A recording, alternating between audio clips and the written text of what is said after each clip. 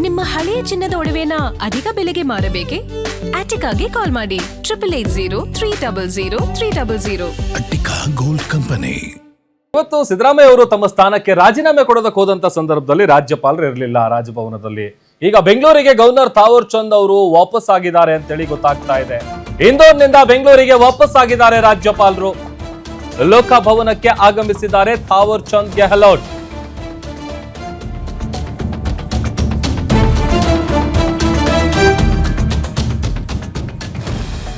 ಬೆಂಗಳೂರಿಗೆ ವಾಪಸ್ ಆಗಿದ್ದಾರೆ ರಾಜ್ಯಪಾಲ ಥಾವರ್ ಚಂದ್ ಗೆಹ್ಲೋಟ್ ಅವರು. ಲೋಕಭವನಕ್ಕೆ ಆಗಮಿಸಿದ್ದಾರೆ ರಾಜ್ಯಪಾಲರು. ಸಿದ್ದರಾಮಯ್ಯ ಅವರ ರಾಜೀನಾಮೆ ಇವತ್ತೇ ಅಂಗೀಕಾರ ಮಾಡಬಹುದಾದಂತ ಸಾಧ್ಯತೆ ಇದೆ. ಬಿಕಾಸ್ ಈಗ ಅವರು ರಾಜೀನಾಮೆ ಕೊಡಕ್ ಹೋದಂತ ಸಂದರ್ಭದಲ್ಲಿ ಅವ್ರು ಇರಲಿಲ್ಲ, ಅವ್ರು ಇಂದೋರ್ಗೆ ಹೋಗಿದ್ರು. ಆಮೇಲೆ ಅಲ್ಲಿದ್ದಂತ ಕಾರ್ಯದರ್ಶಿಗಳಿಗೆ ತಮ್ಮ ರಾಜೀನಾಮೆ ಪತ್ರವನ್ನ ನೀಡಿ ಬಂದಿದ್ರು ಸಿದ್ದರಾಮಯ್ಯ ಅವರು. ಹಾಗಾಗಿ ಈಗ ವಾಪಸ್ ಬಂದಿದ್ದಾರೆ ಬೆಂಗಳೂರಿಗೆ. ಆಲ್ಮೋಸ್ಟ್ ಇವತ್ತೇ ಅವರ ರಾಜೀನಾಮೆಯನ್ನ ರಾಜ್ಯಪಾಲರು ಅಂಗೀಕಾರ ಮಾಡಬಹುದಾದಂತ ಸಾಧ್ಯತೆ ಇದೆ. ರಾಜೀನಾಮೆ ಅಂಗೀಕಾರ ಆಗ್ತಾ ಇದ್ದಂತೆನೆ ಅಲ್ಲಿಗೆ ಸಿದ್ದರಾಮಯ್ಯ ಅವರು ಹಂಗಾಮಿ ಸಿಎಂ ಆಗ್ತಾರೆ. ಸಂಜೆಯಷ್ಟೇ ರಾಜೀನಾಮೆ ಪತ್ರವನ್ನ ಸಲ್ಲಿಸಿ ಬಂದಿದ್ರು ಸಿದ್ದರಾಮಯ್ಯ ಅವರು. ರಾಜ್ಯಪಾಲ ಅವರ ವಿಶೇಷ ಕಾರ್ಯದರ್ಶಿಯಾದಂಥ ಪ್ರಭುಶಂಕರ್ ಅವರಿಗೆ ತಮ್ಮ ರೆಸಿಗ್ನೇಷನ್ ಲೆಟರ್ ಏನಿದೆ ಅದನ್ನ ಕೊಟ್ಟು ಬಂದಿದ್ರು. ಈಗ ಇಂದೋರಿಗೆ ಹೋಗಿದ್ದಂಥ ರಾಜ್ಯಪಾಲ ಥಾವರ್ ಚಂದ್ ಗೆಹ್ಲೋಟ್ ಅವರು ಕೂಡ ವಾಪಸ್ ಬಂದಿದ್ದಾರೆ. ಅಲ್ಲಿಗೆ ಇವತ್ತೇ ಅದನ್ನ ಅಂಗೀಕಾರ ಮಾಡಬಹುದಾದಂಥ ಸಾಧ್ಯತೆ ಕೂಡ ದಟ್ಟವಾಗಿದೆ. ಒಂದ್ ಕಡೆ ಈಗ ಆಲ್ರೆಡಿ ಅವ್ರು ರಾಜೀನಾಮೆ ನೀಡಿದ ಬೆನ್ನಲ್ಲೇನೆ ಸಾಕಷ್ಟು ಬೆಳವಣಿಗೆಗಳಾಗ್ತಾ ಇದೆ. ಜೊತೆಗೆ ಸಾಕಷ್ಟು ಲೆಕ್ಕಾಚಾರಗಳು ಕೂಡ ಶುರು ಆಗಿದೆ. ಅಂದ್ರೆ ಹೊಸ ಸರ್ಕಾರದ ಸಂಪುಟದ ವಿಚಾರಕ್ಕೆ ಸಂಬಂಧಪಟ್ಟಂತೆ ಆಲ್ರೆಡಿ ಈಗ ಇಂದೋರಿಗೆ ಹೋಗಿದ್ದಂಥ ರಾಜ್ಯಪಾಲರು ಬೆಂಗಳೂರಿಗೆ ವಾಪಸ್ ಆಗಿದ್ದಾರೆ.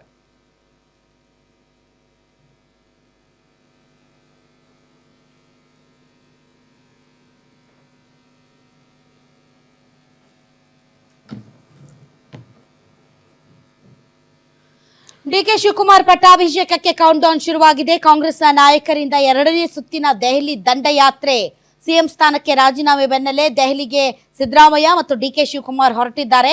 ನಾಳೆ ಹೈಕಮಾಂಡ್ ನಾಯಕರ ಜೊತೆ ಹೈ ವೋಲ್ಟೇಜ್ ಸಭೆ ನಡೆಯಲಿದೆ. ಸಿದ್ದರಾಮಯ್ಯ ಡಿಕೆಶಿ ಜೊತೆ ನಾಳೆ ರಾಹುಲ್ ಗಾಂಧಿ ಅವರು ಚರ್ಚೆ ನಡೆಸ್ತಾರೆ.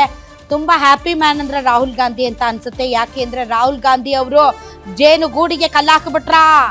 ಈ ಮೂಲಕ ಕಾಂಗ್ರೆಸ್ನಲ್ಲಿ ಅಲ್ಲೋಲ ಕಲ್ಲೋಲ ಸೃಷ್ಟಿ ಆಗುತ್ತಾ, ಬೇಕಾಗಿತ್ತಾ? ಈ ರೀತಿಯಾದಂಥ ಪ್ರಯತ್ನಗಳು, ಪ್ರಯೋಗಗಳು ಕರ್ನಾಟಕದ ಕಾಂಗ್ರೆಸ್ ಮೇಲೆ ಯಾವ ರೀತಿಯಾದಂಥ ಪರಿಣಾಮ ಬೀರುತ್ತೆ? ಈಗಾಗಲೇ ಸೋಲಿನ ಮೇಲೆ ಸೋಲು ಕಂಡಿರುವಂತಹ ರಾಹುಲ್ ಗಾಂಧಿ ಅವರು ಈ ವಿಚಾರದಲ್ಲಿ ತಲೆ ಹಾಕುವ ಮೂಲಕ ಮತ್ತೆ ಕರ್ನಾಟಕದಂತ ದೊಡ್ಡ ರಾಜ್ಯವನ್ನ ಗಲಿಬಿಲಿಗೊಳಿಸಿದ್ರ ಅಂತ ಬಹಳಷ್ಟು ಚರ್ಚೆಗಳಾಗ್ತಾ ಇತ್ತು. ಅಂಥದ್ರಲ್ಲಿ ಸಿದ್ದರಾಮಯ್ಯನವರ ನಡೆಯಿಂದ ಅತ್ಯಂತ ನಿರಾಳರಾಗಿರುವವರು ರಾಹುಲ್ ಗಾಂಧಿ ಅವರು. ಅವ್ರಿಗಂತೂ ತಮ್ಮ ಮೇಲೆ ತಮಗೆ ಪ್ರೌಡ್ ಫೀಲಿಂಗ್ ಇರುತ್ತೆ ಇವತ್ತು. ಅಬ್ಬಾ, ಇಷ್ಟು ಸಲೀಸಾಗಿ ಮುಗಿದೋಯ್ತಲ್ಲ ನನ್ನ ಚಾಕಚಕ್ಯತೆ, ನನ್ನ ಚಾಣಾಕ್ಷತೆಗೆ ಇಡೀ ದೇಶ ನಿಬ್ಬೆರಗಾಗಿ ಹೋಯಿತು. ನಾನು ಹೇಳಿದಂತಹ ಒಂದೇ ಒಂದು ಮಾತಿಗೆ ಸಿದ್ದರಾಮಯ್ಯನವರು ತಲೆಬಾಗಿ ಒಪ್ಪಿಕೊಂಡು ಇಷ್ಟು ಸುಸೂತ್ರವಾಗಿ ಸತ್ಯಾಗ ಮಾಡಿಬಿಟ್ಟರಲ್ಲ, ಆ ಮೂಲಕ ನಾನು ಹೈಕಮಾಂಡ್ ಕಮಾಂಡ್ ಆದೆ ಅಂತ ಅವರಿಗೆ ಸಿಕ್ಕಾಪಟ್ಟೆ ಖುಷಿಯಾಗಿದೆ.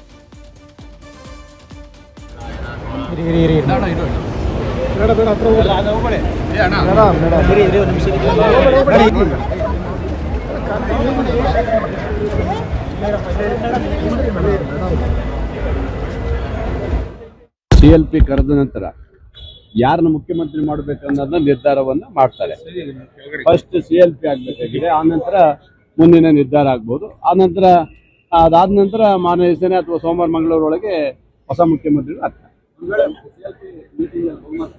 ಅದೆಲ್ಲ ಏನಿಲ್ಲ, ಬಹುಮತ ಇಲ್ಲ, ಮೇಲ್ಗಡೆಯಿಂದ ಆದೇಶ ಇರುತ್ತೆ ಅಷ್ಟೇ. ಇನ್ನು ಹೈಕಮಾಂಡ್ ಏನು ಆದೇಶ ಇರುತ್ತೆ ಅದೇನೆ ಹೈಕಮಾಂಡ್ ಉತ್ತರದಲ್ಲಿ ಕೊಟ್ಟಿರ್ತಾರೆ ಅಷ್ಟೇ. ಅವ್ರು ಏನು ತೀರ್ಮಾನ ಮಾಡ್ತಾರೆ CLPಲಿ ಅದೇ ಅವರೇ ಮುಖ್ಯಮಂತ್ರಿ ಆಗಿರ್ತಾರೆ. ಆನಂತರ ಸೋಮವಾರ ಮಂಗಳವಾರ ದಿವಸದಲ್ಲಿ ಸೋಮವಾರ ಹೆಚ್ಚಿನ ಪಕ್ಷ ಆಗ್ಬೋದು. ಸಿಎಂ ಪ್ರಕ್ರಿಯೆ ಶುರು. ಸೊ ಈಗ ಅವ್ರು ಯಾವತ್ತು ಪ್ರಮಾಣ ವಚನ ಸ್ವೀಕರಿಸ್ತಾರೆ ಅನ್ನೋದೇ ಈಗಿರುವಂತ ಅತಿ ದೊಡ್ಡ ಪ್ರಶ್ನೆ. ದೇವರು, ದೀನ್ರು, ಜ್ಯೋತಿಷಿಗಳು ಎಲ್ಲ ನಂಬೋರು DK ಶಿವಕುಮಾರ್ ಅವರು. ಅಜ್ಜಯ್ಯನ ಹತ್ರ ಹೋಗಿ ಕೈ ಮುಗಿದು ಡೇಟ್ ಕೇಳಿ ಇನ್ನೂ ಬರಬೇಕು. ಏನೋ ಅವರು ಜೂನ್ 3 ಅಂತ ಎಲ್ಲರ ಹತ್ರ ಹೇಳ್ಕೊಂಡಿದ್ರಂತೆ ಮೊದಲೇ, 10 ದಿನದ ಮುಂಚೆನೆ. ಈ ತಿಂಗಳಲ್ಲಿ ಎಲ್ಲ ಮುಗ್ದೋಗುತ್ತೆ. ಮೇ ಅಲ್ಲಿ ಜೂನ್ 3ನೇ ತಾರೀಕು ನಾನು ಪ್ರಮಾಣ ವಚನ ಸ್ವೀಕರಿಸ್ತೀನಿ ಅಂತ. ಅದೇನಾದ್ರೂ ನಿಜ ಆದ್ರೆ ಜೂನ್ 3, ಇಲ್ಲದೆ ಇದ್ದರೆ ಮೋಸ್ಟ್ಲಿ ಸೋಮವಾರ ಯಾವ ಡೇಟು? 1ನೇ ತಾರೀಕು. ಐ ಡೋಂಟ್ ನೋ, ನೋಡೋಣ, ಕಾದು ನೋಡೋಣ. ಯಾಕೆ ಅಂತಂದರೆ ಇದರಲ್ಲಿ ಜ್ಯೋತಿಷಿಗಳ ಪಾತ್ರ ತುಂಬ ಇಂಪಾರ್ಟೆಂಟು.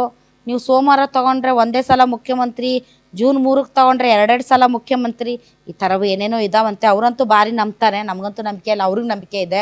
ಸೊ ಹೀಗಾಗಿ ನೋಡೋಣ ಏನು ಅಂತಂದರೆ, ರಾಜ್ಯದ ಚುಕ್ಕಾಣಿ ಹಿಡಿಯುವಂತಹ ಅತ್ಯಂತ ದೊಡ್ಡ ಜವಾಬ್ದಾರಿಯನ್ನು ವಹಿಸಿಕೊಳ್ಳುವಂತಹ ಸಂದರ್ಭದಲ್ಲಿ ದೇವರ ಮೊರೆ ಹೋಗೋದು ಸರ್ವೇ ಸಾಮಾನ್ಯ.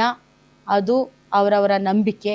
ಆ ನಂಬಿಕೆಗೆ ನಾವು ಕೂಡ ಗೌರವ ಕೊಡೋಣ ಅಂತ ಹೇಳ್ತಾ, ಇವತ್ತಿನ ಡೇಟ್ ನಿಮ್ಮ ಡೈರಿಯಲ್ಲಿ ಬರೆದಿಟ್ಕೊಂಬಿಡಿ. That is May 28, 2026. ಯಾಕೆ ಅಂತಂದರೆ ಸಿದ್ದರಾಮಯ್ಯನವರ ಚುನಾವಣಾ ರಾಜಕೀಯ ಸೇರಿದಂತೆ ರಾಜ್ಯ ರಾಜಕಾರಣದ ಮುಖ್ಯಮಂತ್ರಿಯಾಗಿ ಅವರ ಕೊನೆಯ ದಿನ. ಹೀಗಾಗಿ ಈ ಡೇಟ್ ತುಂಬ ತುಂಬ ಇಂಪಾರ್ಟೆಂಟ್. ಇನ್ನು ಆರಂಭ ಆಗೋದು DK ಯುಗ. ಅದು ಹೇಗಿರಲಿದೆ ನಾವು ನೀವು ನೋಡೋಣ.